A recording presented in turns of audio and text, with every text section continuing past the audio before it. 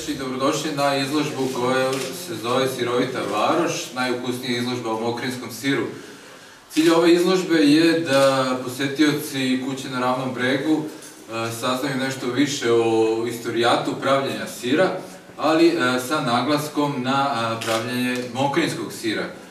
U stvari, osnovni cilj nam je bio da pokupimo i da dovedemo sve majstorice koje prave mokrinski sir i imat ćete priliku da probate, ako već niste, imat ćete priliku da probate sir mokrinski od 12 proizvođačica sira.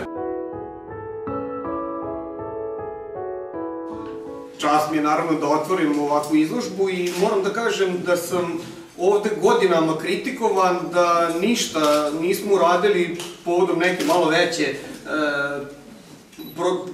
promocije i prezentacije mokrinskog listnatog sira, pa da je to bilo na meni, verovatno ne bi ni uradili da se nisu gospoda iz Terapanonike odlučili za jednu ovakvu izložbu i svakako se nadam da u saradnji naravno sa muzejem iz Kikinde da će ovo biti jedan samo od prvih koraka, a da ovu proizvodnju koja je u Mokrinu naravno više decenijska, vekovna praktično tradicija pravljenja sira onako kako su radili naši ili njihovi stari, Vladis je čak rekao onako rodno ravnopravno proizvođačice sira, uobličit ćemo, pokušat ćemo, čak postoji inicijativa, a najvjerojatnije da će postojati mogućnost investiranja da ova proizvodnja bude i ozvaničena.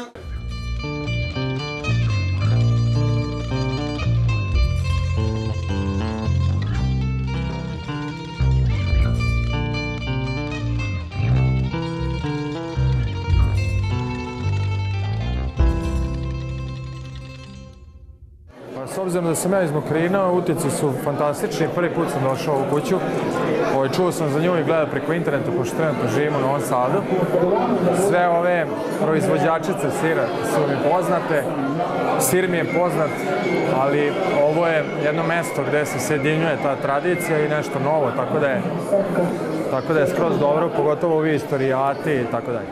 Izložba o mokrinskom siru je odlična ideja kako bi se promovisao Mokrin i čuveni mokrinski sir koji je poznat pre svega u Mokrinu i među nama Kikinđanima i svim ljudima sa strane koji u principu nemaju gde da ga kupe. Kako bi se on promovisao i mogao da se prodaje svugde i kako bi svi mogli da uživaju u mokrinskom siru.